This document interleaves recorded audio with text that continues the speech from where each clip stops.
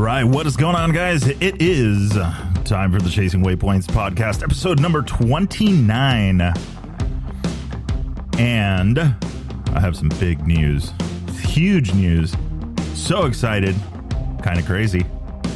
But I'm no longer a virgin. Let's hear more about that on today's show. That's right, we have finally ran a road book. For some of you who didn't know, so I've been following Rally for a while and know a lot about it. I did do the introduction school for Baja Rally. Did the paperwork side of it, but never actually got a chance to get behind a road book. I know a lot of people thought I was already into that, but surprise, surprise, no, that is not the case. Well, let's talk a little bit more about that on this episode, number 29 of the Chasing Waypoints podcast. Sunday afternoon, getting some rain here in San Diego. Kind of unexpected, a little bit of a thunderstorm, so hopefully we can record this whole episode uninterrupted with internet and all. So let's turn down this party and talk a little bit about this weekend's adventures. All right, so that is right. So this weekend I got a chance to hang out with our friend Gnarly Dave Manriquez. A little bit of a stutter there. With Dave Manriquez, he is one of the people that builds roadbooks here in Southern California. If you guys listened to the Baja Rally episode, you heard a little bit about his efforts and what he has been doing as far as roadbooks have been going. Scotty Bloom giving him props on that one. So very impressive. I mean, he's plenty of roadbooks now. He's been learning and building them and better and better and better. And this weekend, I finally got a chance to get out on the bike, dressed up the KTM 790, put the roadbook holder and a RNS Electronics GFX V2 Pro on there, along with the Multi-Switch 3. If you guys saw the post on my Instagram, I was just cruising the neighborhood a little bit ago after washing the bike down and getting all the dirt off of it. But I'm hooked. I mean, it is definitely an interesting experience riding a roadbook. You know, you can look at it on paper, and it is, you know, it's fairly easy to understand, going by the pictures, going by the kilometers, going that kind of thing. And it's also semi-easy to get lost, but also semi-easy to find yourself because, well, if the notes are done correctly and the descriptions and everything is in there, you can turn right back around and kind of reset yourself and figure it out. And so it wasn't bad at all, actually. Had a lot of fun whipping the 790 around, or trying to.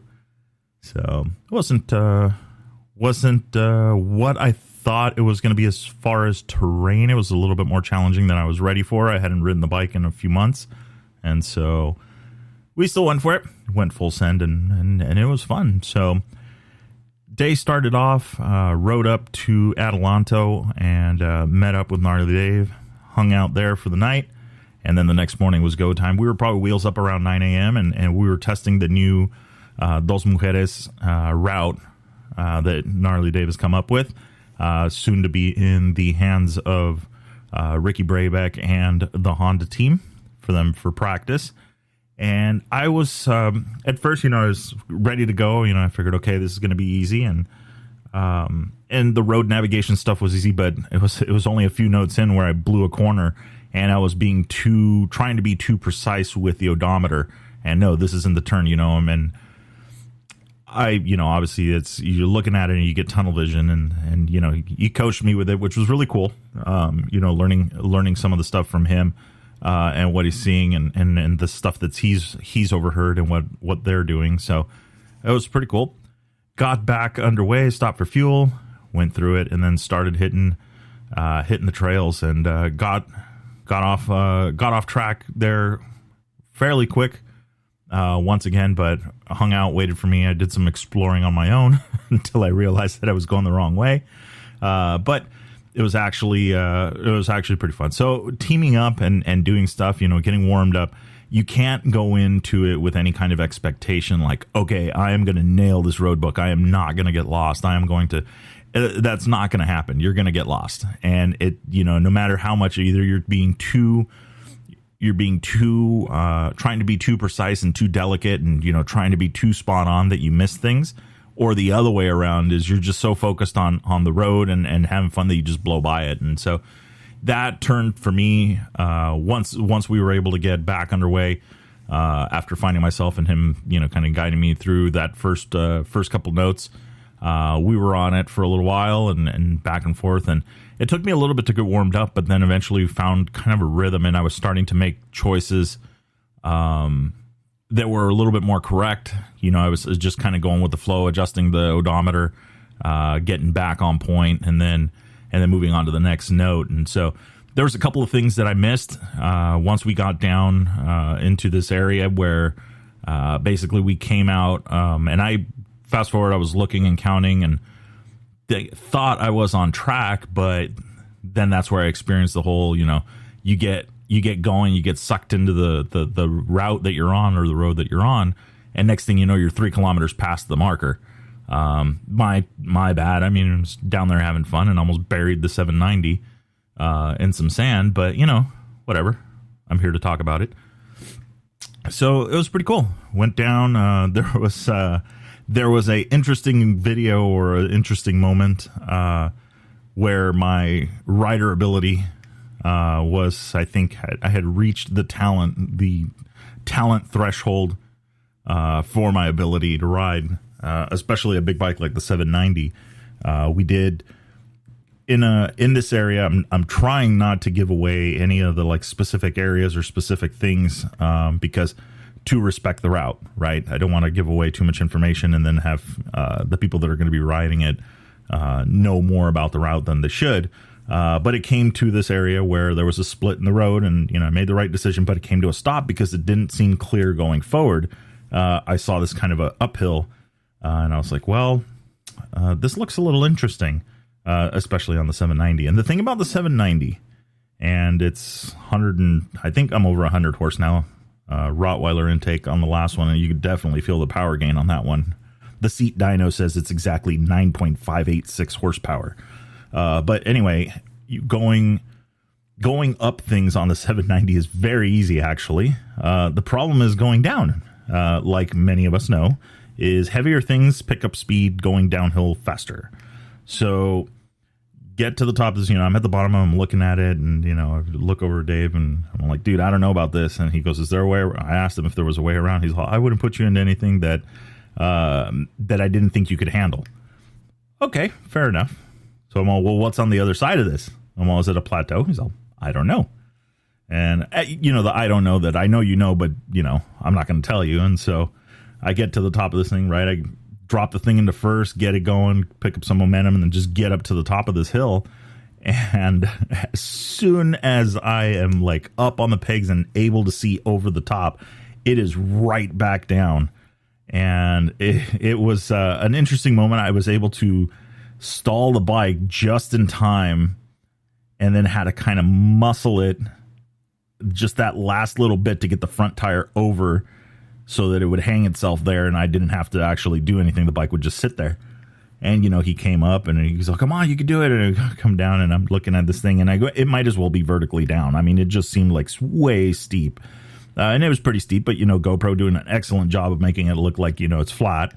But I'm looking at this thing going, this is the end. This is literally, I'm going to watch my bike just fold itself in half on the way down. And no sooner than I'm sitting there contemplating my life choices, 2 Jeeps roll up, and they're, so now, like we said, now I've got an audience. So now not only is it Dave down at the bottom going, you can do it, now I got these guys also doing it. And I'm like, well, I got no other choice. So inched the thing down, kind of got it over, got it so where it was facing down, got the rear tire right up on top there, and then just started to kind of inch it forward, had 1 foot down, kind of slid it down, back brakes, stepped out, let it go a little bit. And it's really unnerving to think that, okay, I'm on the brakes, but if I want the bike to correct itself, I need to let off the brakes. And so that was a little bit of a challenge, but managed to get that one out. And then towards the bottom, the ABS kicked on. My bad, because this is something that I need to practice on. I know my abilities, and I know that I need to practice on my braking and brake control. And for sure, that was a mistake of mine that I had ABS on, and full ABS, so rear and front. So it was on off-road mode. So off-road throttle response, motorcycle traction control was on, and on-road ABS, which everybody that's listening goes, you should be doing that. Correct, I shouldn't be. But what I should be doing is practicing more using the off-road ABS and feathering the brake. Mind it, I was a bit nervous because it was the first time riding the bike in full-on motocross boots. So the brake feel, and then I have the lowered pegs from Raid Garage. So the brake pedal actually sits kind of high, which reminds me I should adjust that tonight. The brake pedal sits kind of high. It's nice on the street, and especially for riding with like regular like riding shoes, like for commuting. Having the brake, I like that feeling of the brake being like right there. But on motocross boots, let me tell you, that is a pain. So anyway, by the time I got to the bottom of the hill, I was probably doing like 98 miles an hour. At least that's what it felt like. But was able to rope it back in and stop it in the middle of the trail. Another big no-no. So the Jeep guys, everybody fist bumps, high fives, whatever. And then we were on to the races. So same thing, more navigation stuff and focusing and trying to really kind of go, not go fast, but go the correct way and make correct choices, which was, I think that was mainly my focus. And something that was interesting for me, I've said it before where I thought that when you're racing like with a rally comp or you're in a rally raid and you have like a rally comp unit, right? And you go through an area and the rally comp unit beeps at you that you've cleared a waypoint. That feeling of relief, like, okay, cool, we're on it. Well, there's more to it than that. And it's not just when you hit a waypoint and feel, like that feeling that you get because the thing beeped at you, but it's also when you're following the road book and you're a few notes deep and you feel like you've getting a flow, right? You're not stopping at every intersection, you're figuring it out. And then there's areas where, okay, I'm starting to question myself on this because it's been a little bit since the last note. I feel like I'm in the right direction. There's a lot of lines in this area. Did I get the right one? And then all of a sudden you look at the note and it's like, okay, I should be coming up on this like U-turn. And so you look at it, I look down and I go, going, holy hell, there it is. U-turn on the road, U-turn on the book. All right, we're in business. So that feeling of, that accomplishment, right? Like, oh, I guessed it. I guessed the right answer on the test. It really doesn't, it's not exclusive to the waypoints, but it's also encompassed in the notes and doing that. So I think that was a very big moment for me in navigating and learning this. And like I said, I mean, you're going to practice, you're going to get lost. It's going to happen. So finding how to fix yourself and correct yourself in the road book and get back on track is going to be huge. So I'm looking forward to doing more as far as road books go and doing that stuff. And I was talking to my dad earlier today and we were talking about some of the stuff, future stuff for chasing waypoints, and a lot of great things came up. But, one of the things that we were talking about was, and I talked about this with Dave, and then I've also talked about it with a couple other people, is the right tool for the right job. And while the 790 is a ton of fun, especially when you get into like deep sand, there's a funny post going around. I'll let you guys find it if you really want to see it. But when you get into deep sand and stuff like that with a bike this big, it is very challenging. It wants to go its own direction, and I treat it like, how would you say? I feel like I don't know how to fly an airplane. All right, let's just get that out there. But I feel like the bigger the plane, the higher the stall speed is. In other words, that point in where this thing will literally fall out of the sky, the speed is higher the bigger it gets, that threshold. And I feel like with big bikes and skinny bikes, it's the same thing. A skinny bike will get up on plane quicker, and is a little bit more nimble in that stuff, where a bigger, heavier bike like the 790, you have to be going faster for it to float up on top. And once you get it there, I mean, it's a ton of fun because you just got so much power. It's stupid. And you're getting up to the speed where the bike has already got momentum. You hit the accelerator and I mean, it almost feels like it accelerates like if it was on pavement. It's crazy, but it's so much fun. But it also sucks when you have to turn, because now it's like, okay, I got to drop it into second. I'm going to have to slow down carefully here, and I'm going to have to make this turn. So another area of opportunity, right? In this ride, I learned a lot about, where my abilities are as far as a rider goes on a big bike like this. And it can be done. And hats off to Wes Van Nieuwenhuis for competing on a 790 at the Sonora Rally in sugar sand, which is even worse.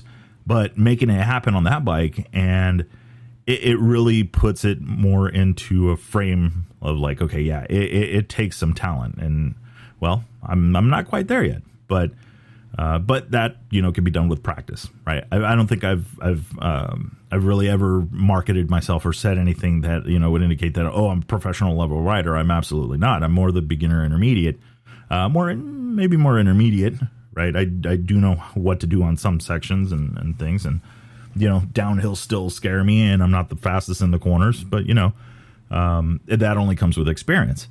So I realized that, okay, yeah, I want to do more road books because it's just so much fun. You know, it's building a puzzle. It's putting something together for me. You're literally like, it's like here's the directions, and I need you to piece together this route. I feel like, okay, and then throw waypoints in there, and the waypoints are okay, but you have to put this piece here. I think that's really like another way of describing what it feels like to do a rally road book. And for a lot of people, you know, again, if there's a hesitation or this is some, you know, until you actually try and ride one and go and do it and put the stuff together on the right bike and on the right things, I don't even know. I mean, you're like looking at it from a distance, right? You're sitting across and you don't really know what the conversation is. I now know that only because now I've done one road book, right? And I'm not an expert on that stuff. And people know how to read them and do a lot of stuff, but there's a whole nother level of experience and fun when you actually do one. And so I'm a proponent for it. But anyway, all this beating around the bush for something so simple. Anyway, I need a skinny bike. That's just that, you know, no two ways about it. And so a couple episodes ago, last episode, we talked to Justin and Kira West by 1000 about their experience covering the Dakar and covering some of the other rallies like the Silkway rally and then their stuff. But the episode before that, we talked a little bit about the Silkway rally. And then I also mentioned about a WR and picking up a WR 250F. Because I thought, you know what, I just want something that's like super small. I don't care about how, you know, like how versatile it is. I mean, I just want a small dirt bike, right? Something that I can drop and pick up 100 times because I want to learn. I want to better my skills as a rider. And, you know, I figured, well, that's the right tool. That would be the right tool for the job. And just, you know, call up Matthew over at Rally Moto Shop and get the rest of the equipment, which, by the way, I do have to say hats off to Matthew for getting me that stuff out. So I did order that RNS unit and the multi-switch. I think he had that thing boxed up in like 6 minutes and out the door, and received it the next day, which blew me away, from Canada, which is crazy. But I mean, it was just mad respect. I mean, he had the right stuff on the shelf ready to go for me, and it was awesome. And so I'm a fan. The Icos are bulletproof, been around forever. The RNS, I think, has got a slight or more than a slight advantage as far as functionality goes on that GFX V2 Pro. The screen is like super huge, which was really easy for me to see considering that I had it all the way down mounted on the bars. So really, really like that. That's from RNS, Electronics Rally Navigation Systems. So anyway, check that one out. But anyway, so the story is skinny bike, right? Get a skinny bike, get something that you can practice on and do that stuff. So no sooner, totally going to name drop here, but a couple days after that episode came out, I had a competitor and friend, you know, family friend now, right? Rally family, Billy Trapp, reach out to me. And he's like, dude, yes, but look at the KTMs and look at this because the popularity of the parts and you're more likely to run across somebody that's got spare parts at an event or out on the trail, you know, if something goes down. And, you know, it made sense. I mean, my OCD says I've got an orange bike already. I should have another orange bike in the garage. But at the same time, I was like, well, you know, it doesn't really matter. But then you start thinking about it. And it's like, okay, well, you're right. I mean, the availability of parts and stuff like that. And let's leave the kick till Monday, can't take Mexico, can't take mud. You know, let's leave that aside, right? Because everybody's going to have an opinion over bikes and which ones are more reliable and which ones are more and this and that and the other, and what oil to run in them and all that, So we'll leave that aside and we'll just say, well, if everybody raced WRs in Baja, then it would be the same statement, but it would be a WR. But now in this case, it's a KTM, and availability, parts availability. You're right. I mean, that's a big deal. Not that you ever hope to need anything or that you want to, but it's best to plan for it, because then that way at least you're prepared. So I'm like, okay, well, you know what? Yeah, 350 EXC, still small bike and all that stuff. And enter Mike Haberoth. So he no sooner than I'm already like, okay, I'm going to look up a 350 EXC. Mike Haberoth for Ride North Moto and Motomedics. And by the way, you got to check out his channel. They do have a ice road that they do in Canada. This event, this ride that they do is absolutely nuts. And it's just the amount of gear that they have to wear to do this is just insane. I would go nowhere near this. I will happily watch them from my 65 degrees, house, on the computer or whatever, but blah, blah, blah. Anyway, so in talking to him, and then he goes, but the 500, the equipment and all that stuff. And well, you know what? I'm the first to admit I am, if they had a racing class in desert racing or rally raid for, or based on riders, I would thoroughly be in the Clydesdale class.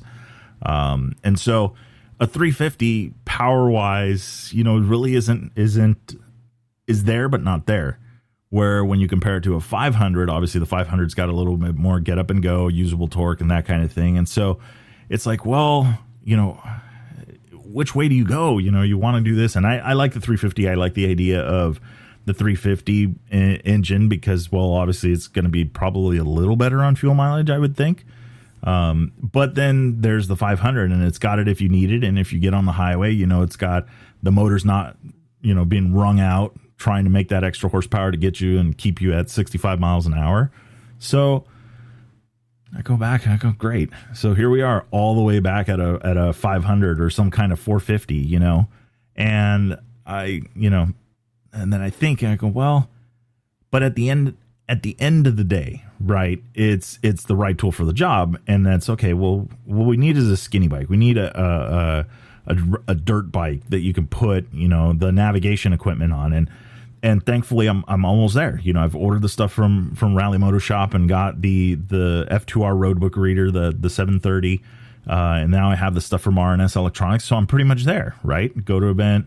I got room for a rally comp on there, and for navigating roadbooks, the one ICO or the one RNS is perfect. I mean, it'll work. You don't need to really have two. And especially with the RNS where you can select it to show trip and cap heading at the same time.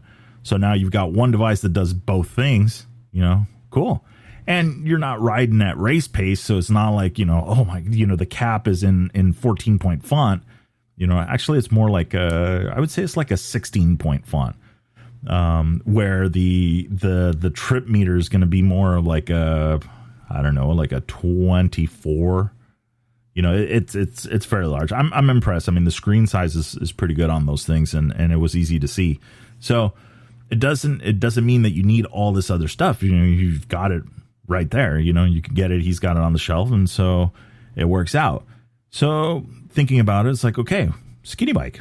I need it. And yeah, the 790, I'll revert back, right? I got the handguards. I got some of the things that can go back that are universal, obviously. I'll put the handguards back on that have the Rottweiler mirror adapters, and then throw the Garmin GPS back on there up on top, replace where the roadbook reader was, get the hand controls back up front, back onto the handlebars, and it's ready to go. And I still think the 790 is an excellent bike for Baja for the stuff that I like to do, which is, the Laguna Hansons, the Mike Sky Ranch, the Ejido Erendida, there's, those places. And then going to, like, say if I go all the way to La Paz or go all the way to Cabo, I'm sure I can get there on a 500 or a 501 or a 450 of some sort. But the 790 is just going to have a little bit more power. And I don't want to go like off into the boonies. I still want to do some some off-road, some bigger fire roads and stuff like that, and just have fun and explore the area, but nothing too gnarly. And so I think that the 790 fits perfectly for that, because you can throw the gear on it and it's still going to rip up the highway if you need to get past the semi or something, in a hurry. So it has its place, and I still think that that is a great bike for doing that kind of stuff. Now, are we going to go into the back section of mics and all that stuff? Yeah, maybe once my rider talent is at a more advanced level.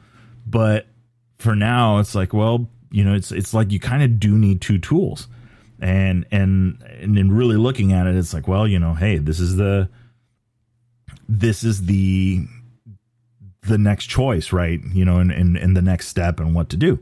I noticed, and speaking with another friend today, I won't name drop his name because I don't know if he's, up for it or whatever, but we were talking about bikes, and he's just built a 701, real bitchin' 701 LR, got the front tank, back tank on it. It's got a rally fairing on it, and it's just this badass little long distance traveler. And it seems like that's the kind of way that a lot of guys are going on that. And by a lot of guys, I mean, I know that Mike Johnson from Rally Comp's got one in his stable now. I believe that came from Lyndon Poskett. I'm not 100% sure, but could be.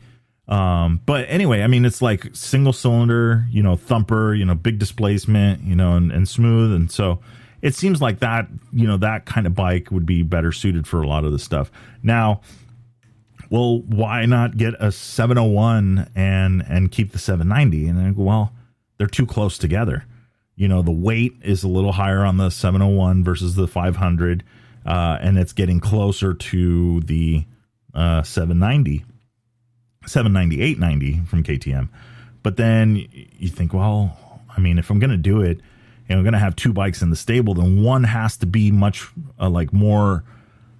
have a more distinct difference. And that's where the 500s, 500 or 450 comes into play, because it's like, okay, well, yeah, here's a sizable weight difference, and here is a sizable difference in power delivery and handling characteristics. There's more to it.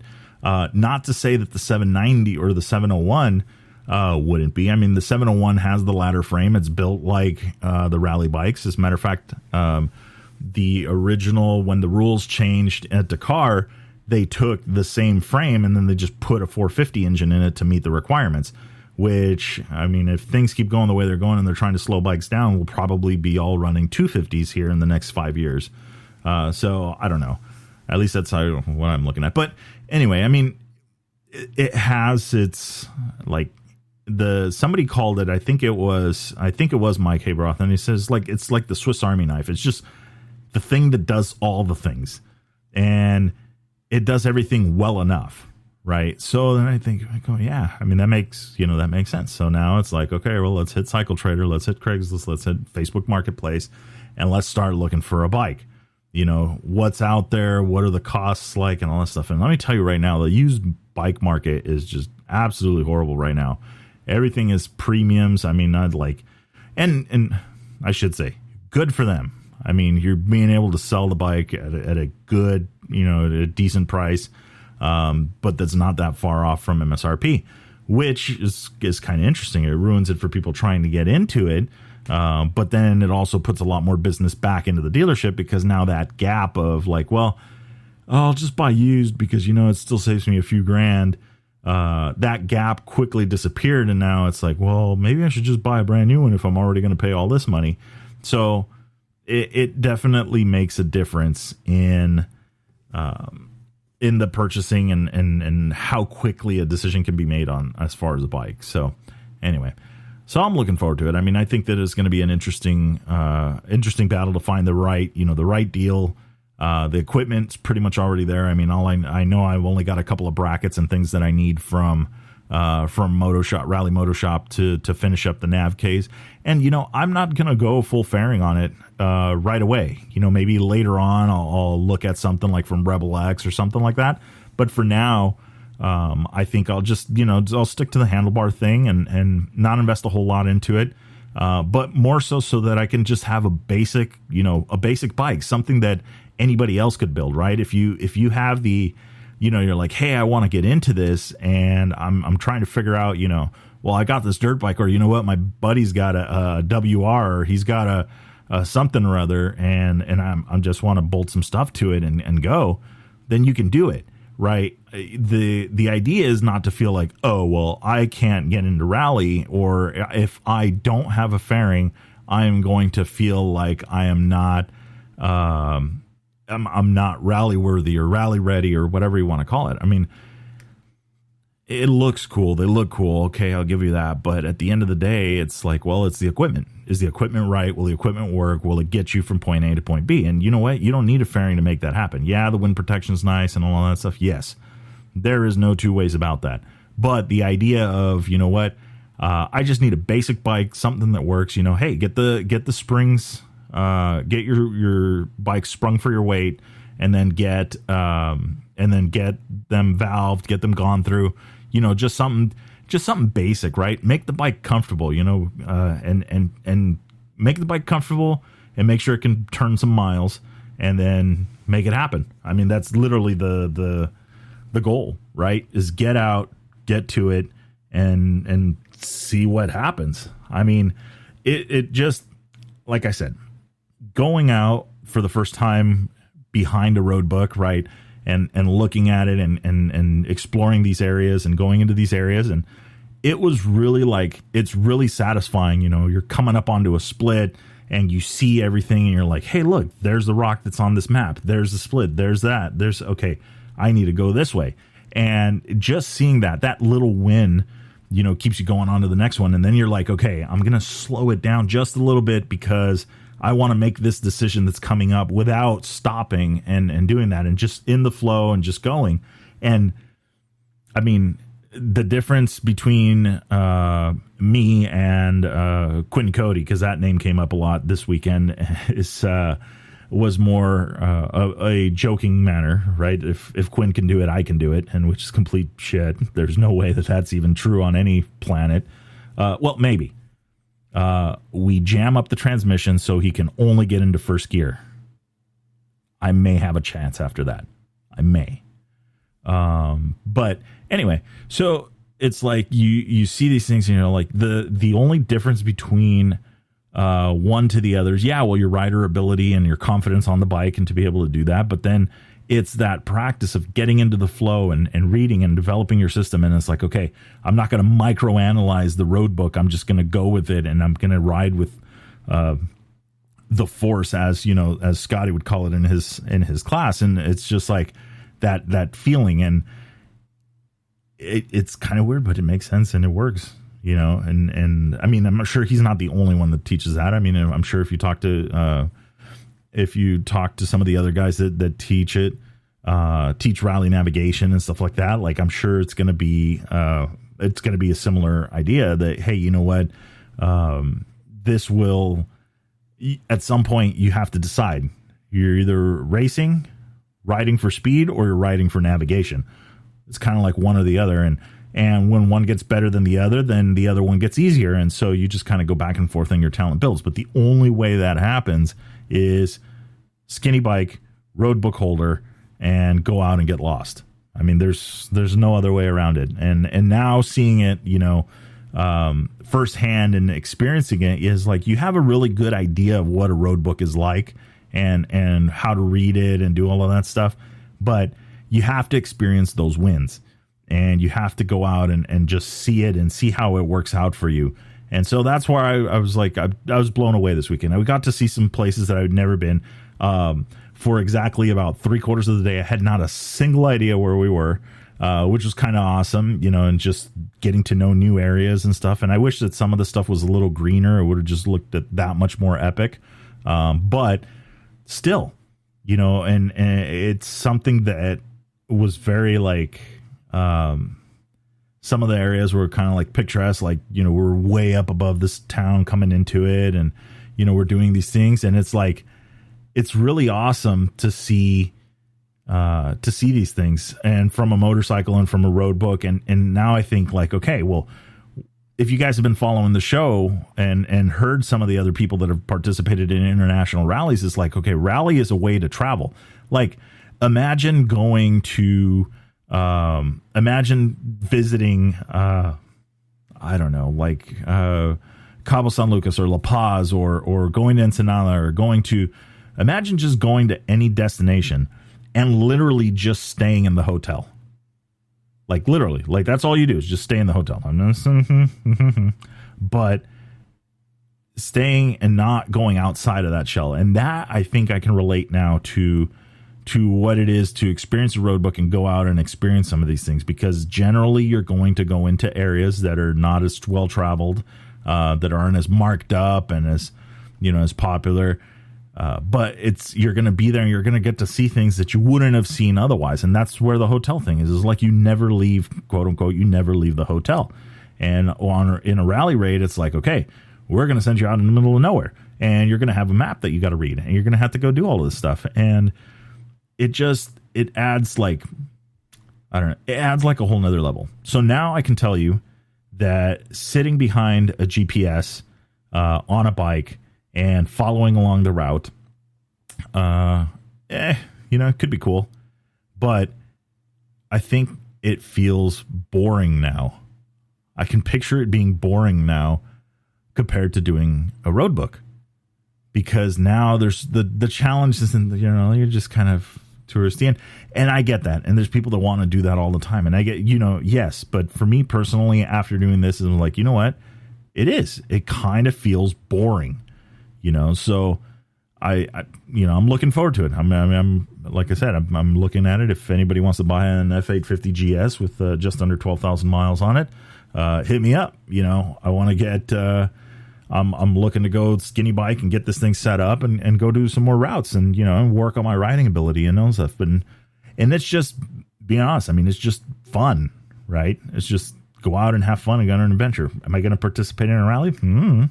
But, I know there's things like the SoCal Rally coming up that they're going to be doing their ride and go out and do road books and do stuff like that. I mean, there's all those places like you could go. I mean, Sonora Rally has their class and their intro class. Baja Rally's got their intro rookie class stuff going. So the resources are out there and the places to go and do these things. And yeah, if you guys are listening on the East Coast, it might involve some traveling, but think of it as the beginning of the rally adventure and getting into the sport. You're going to go travel to go see some stuff that you would have never have seen anyway. So, be glad for that. Right. And so I think that it's something that, I don't know. I believe it. People need to do more of it and get into it. And so we'll see. We'll see. I'm going to look for the right deal. We're going to look for the right bike and be patient about it, and then get out into, go out and do some road book and stuff. And just even creating road books of roads that I've been down, I think I could feel like it was probably pretty cool for, Dave to be watching me, gnarly Dave, be watching, me get lost, blow by him twice and not even see him. And just that was completely because he was standing still waiting for me to figure out where the hell I was going. So it was one of those things that, it's like, it's frustrating, but at the same time, it's like, okay, going to regroup, going to head back to this point because I know where I was at that point. Okay, I'm going to slow it down when I get to this kilometer because this is where this exit is. And I'm going to stop and look around and all that stuff. And you know what? Yeah, it's going to cost you time in a rally.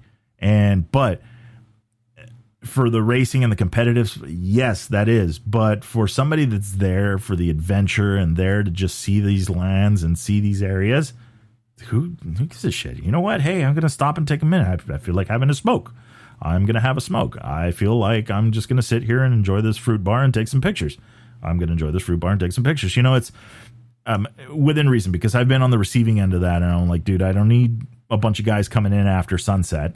The goal is to have everybody home before sunset and, at a reasonable time, and so there's the clear cut. There is a line between the people that are there to be competitive and race this thing and the guys that are there because, well, you know what? I'm just here for the adventure. And so I will be the first to say I am going to be the guy that's there for the adventure. Why? Because I know I'm not a fast rider. I'm not as talented as the Skylar Houses of the world, the Andrew Shorts of the world. Nowhere near them. I will enjoy watching them. If they need a hand, I will enjoy stopping and giving them a hand. But I'm there for the adventure. So I hope more people are there. You know, they decide, you know what, yeah, this sounds cool. This is what I want to do. You know, so I hope that inspires some people to do it. But get yourself a bike and get yourself some rally gear and just go do it. That's it. There's no like, okay, just do it. We talked about it on that episode with Scott Bloom of Baja Rally, and the words ring true. It's absolutely true. You just got to get out and do it, and it's just fun. And you know, everybody figures out the route, and you're the last one to figure it out, and you get gassed around the campfire at the end of the day or whatever it is. You know, yeah, cool, but it's part of the fun. And then the next guy goes out and gets lost the next day, and then now you get to give them a hard time, you know, when you guys get back home or whatever. And so it doesn't matter, but it's all adding up to a different experience, a different adventure, and something that is completely different. So, like I said, I hope more people try it. Like I said, I had a lot of fun. It was awesome to see these areas. And on the 790, there's some work. There's some things that I realized that I need to do to the bike and get it fine tuned. But for the most part, it was still a ball. And I still had fun. So I'm looking forward to doing it again, except this time on the right tool for the right job. Or wait, the right tool for the job. Right tool for the job. That's the saying. So I don't know. But anyway, that is the end of my rant. And I just wanted to share the news with everybody that I am no longer a rally virgin. So I hope everybody is having a good week and having fun. Well, wait, I hope everybody has a good week and has fun and gets a chance to get out to do some riding and start looking at it. You got a skinny bike in the garage? I would jump on the Rally Moto Shop website and start looking for some navigation gear, because you need to do that. Need to do some roadbook stuff. Rally Navigator or Tulip. I would get used to Rally Navigator because if this thing grows and you're doing more and more, it'd be nice to still have all your roadbooks in one place. And well, you can do them in English, which matches now the new Dakar standard, or FIO, SIM, or whatever, ASO and FIM. What they're mandating. So I don't know. Anyway, that's long rambling, but like I said, go out, have fun, get some rally gear. Let's get out there, share your adventures. Don't forget to tag us on social media with Chasing Waypoints, so we can see where you guys are reading. So I'm seeing a few people on Instagram now using that Chasing Waypoints thing, so I think it's kind of catchy. But if you do, use the hashtag Chasing Waypoints. I'd love to see where you guys are at and what you guys are doing and that kind of stuff, and just exploring. So I really, really want to see that kind of stuff. And we could share it, and hey, you know what? Maybe we'll be a guest on the show in some future. So there's a couple guys I got in mind that are rookies and just getting started, and I want to talk to them because they're rookies and just getting started, and I want to know their story. So look forward to having that next week. I think we'll have another guest on the show. Waiting for some confirmation there, but I think it'll be a lot of fun. Anyway, with that being said, here's the outro.